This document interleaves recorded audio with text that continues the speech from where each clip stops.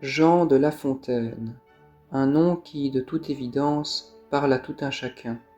Qui donc n'a jamais eu à mémoriser ne serait-ce qu'une séquence de vers d'une de ses fables, ne serait-ce qu'une brève expression, une petite maxime, un simple proverbe. Assurément, son nom est à jamais gravé dans l'histoire captivante de la littérature française. Ce que l'on ignore souvent, en revanche, c'est que Jean de La Fontaine, écrivain classique du XVIIe siècle, membre de son temps de la prestigieuse Académie française à compter de l'année 1684, puisa son inspiration dans les grandes fables antiques. En effet, les fables de La Fontaine se forment dans le sillage d'une littérature, terme qui est ici largement anachronique, précédant le classicisme du XVIIe siècle de 2 millénaires. En effet, La Fontaine, dans son office poétique, s'inspira de deux fabulistes antiques, l'auteur grec du VIe siècle avant Jésus-Christ, Ésope, ainsi que l'auteur latin du 1er siècle après Jésus-Christ, Phèdre, qui, du reste, s'inspira lui-même des fables d'Ésope. Ainsi, la fameuse fable du loup et de l'agneau, à titre d'exemple, est à l'origine une composition d'Ésope, que le fabuliste Phèdre interpréta en latin sous le titre Fabula de lupo et agno. Cette inspiration antique est aisément explicable compte tenu de l'environnement littéraire dans lequel s'épanouit La Fontaine. Effectivement, ce dernier fut un immense représentant du mouvement classique qui prépondéra durant toute la seconde partie du XVIIe siècle, et ce jusqu'à la querelle intellectuelle des anciens et des modernes. Ce courant, appelé classicisme, se reposait sur un principe d'expression de la littérature antique, à travers la révérence des usages et des prescriptions de grands auteurs latins et grecs de l'Antiquité, tels Virgile, Horace, Ovide, Phèdre, Aristote, Homère, Hésiode et bien d'autres encore. En cela, La Fontaine fut l'une des grandes figures classiques avec Nicolas Boileau, Jean Racine ou encore Jean de la Bruyère. Cependant, serait-il faux de croire que Jean de La Fontaine ne fit que copier sottement et inélégamment les fables antiques.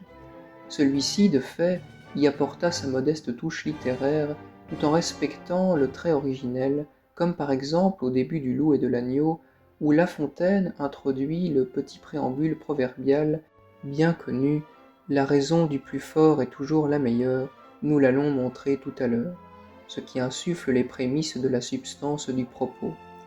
Il ne faut pas omettre non plus le caractère scellé des fables de La Fontaine. De fait, l'auteur, par la méthode de l'anthropomorphisme, fait parler les animaux pour refléter les mœurs françaises du XVIIe siècle, exprimant les iniquités, les bassesses de l'être et les faces critiquables du pouvoir. Maintenant, chers auditeurs, plongeons ensemble dans les fables de La Fontaine, à travers un maigre florilège, afin d'en saisir les facettes poétiques et les subtilités métriques.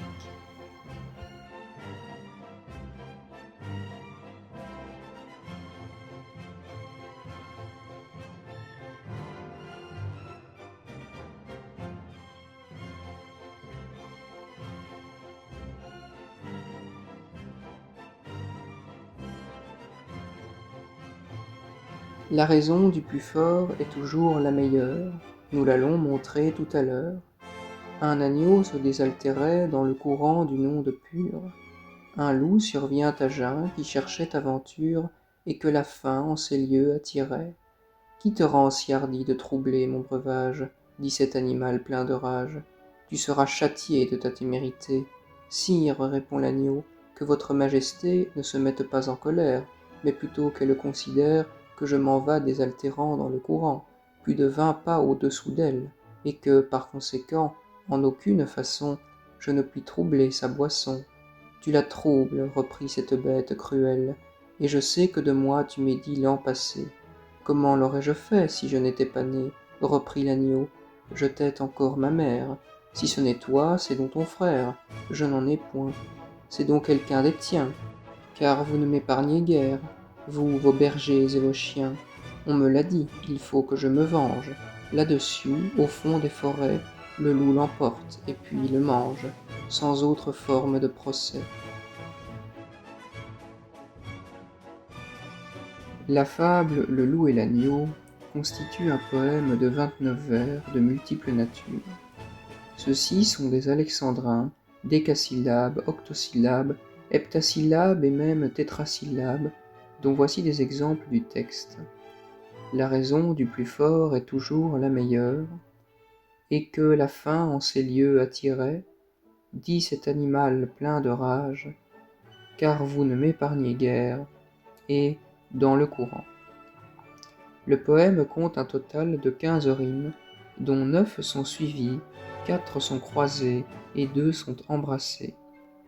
Il est à remarquer qu'en raison du nombre impair de vers présents dans le poème, le 22e vers participe à la formation de 2 rimes distinctes, en l'occurrence une rime suivie avec le 21e vers et une rime croisée avec le 24e vers.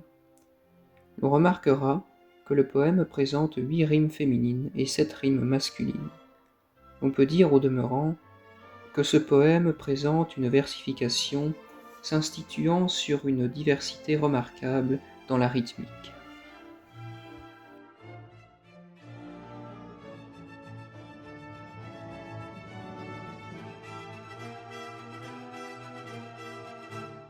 Maître Corbeau, sur un arbre perché, tenait en son bec un fromage. Maître Renard, par l'odeur alléchée, lui tint à peu près ce langage.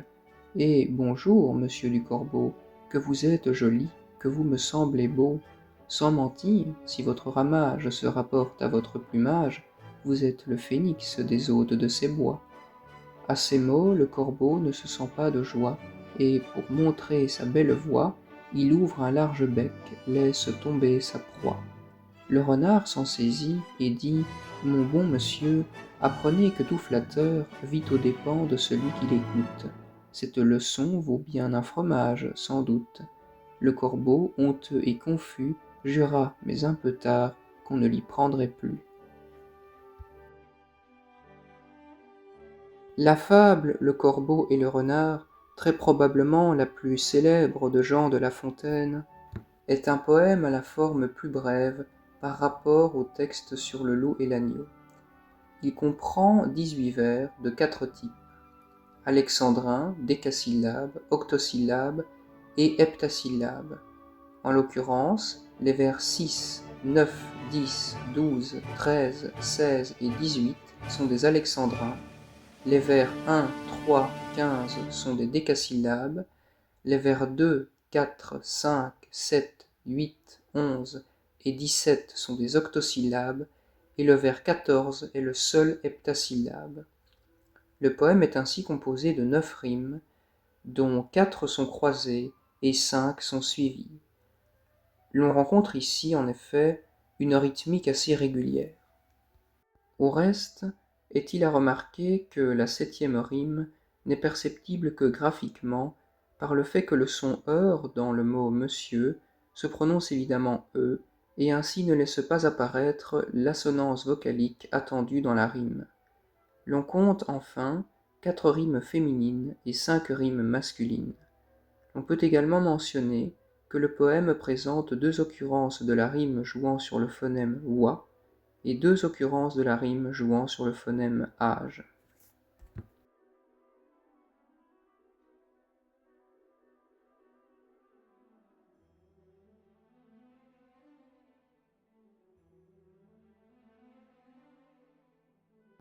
Rien ne sert de courir, il faut partir à point.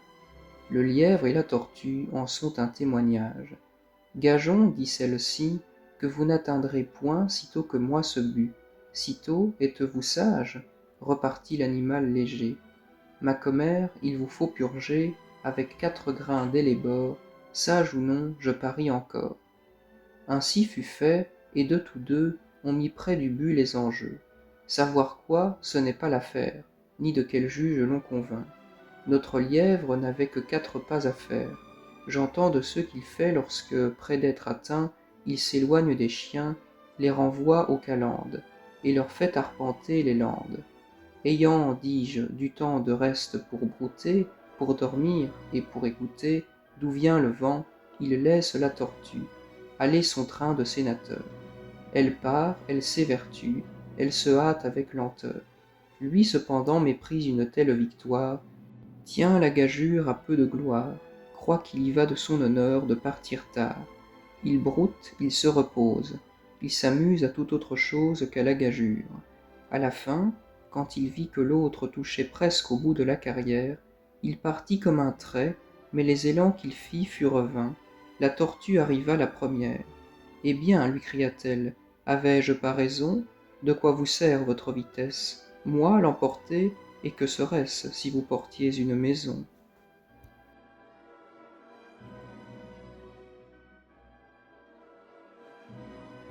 Achevons cette brève exploration des fables de La Fontaine avec le long poème Le lièvre et la tortue. Celui-ci présente 35 vers, parmi lesquels on retrouve une majorité d'alexandrins et d'octosyllabes et seulement 3 décasyllabes. Une fois encore, le poème est riche d'une variété évidente au sein de la rythmique. L'on peut observer des rimes suivies, croisées et quelques rimes embrassées pour un total de 18 rimes, dont 2, comme étudié antérieurement, se fondent sur un même vers, toujours en raison du nombre impair de vers présents dans le poème. De fait, le 22e vers forme une rime croisée avec le 20e et une rime embrassée avec le 25e. L'on peut également, dans le dessein d'approcher la complétude de l'analyse, relever la présence d'un parfait partage des rimes, en tant que 9 sont féminines et 9 sont masculines.